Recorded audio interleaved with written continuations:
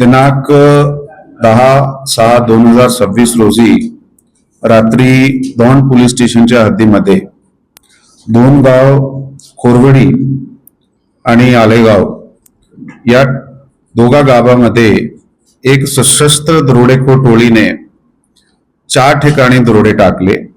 त्यामध्ये काही नागरिकाला मारहाण सुद्धा करण्यात आली।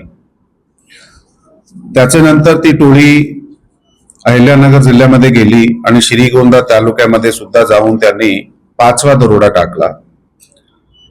हा टोळी अगोदरही काही गुन्ह्यामध्ये पाहिजे आणि फरारी आरोपी म्हणून हिचे जे सदस्य आहे हा दरोडेखोर टोळीचे ते अब्स्कॉन्डिंग होते।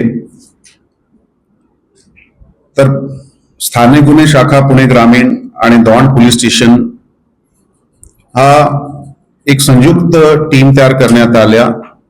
5 टीम तयार करण्यात आल्या। त्यांना वेगवेगळ्या जबाबदाऱ्या देण्यात आल्या।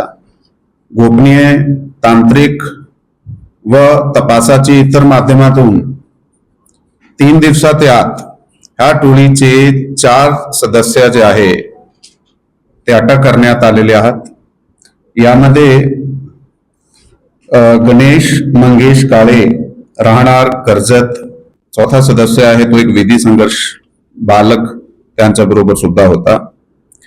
या गुन्ह्याचा अधिक तपास करून या गुन्ह्यात सध्यापर्यंत एकूण 17 तोळे सोना, 350 ग्राम चांदी, मोबाईल फोन आणि एक मोटरसायकल जे गेलेला माल होता गुन्ह्यात ते जप्त करण्यात आलेला आहे।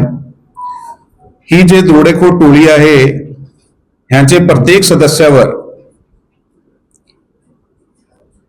या अगोदर ही खूप गंभीर प्रकारचे गुन्हे, दरोड्याचे, जबरी चोरीचे गुन्हे दाखल होते आणि याचे अधिक तपासामध्ये अजून काही गुन्हे उघडकीस आणले। 20 गंभीर गुन्हे उघडकीस आणले गेले या टोळीकडून।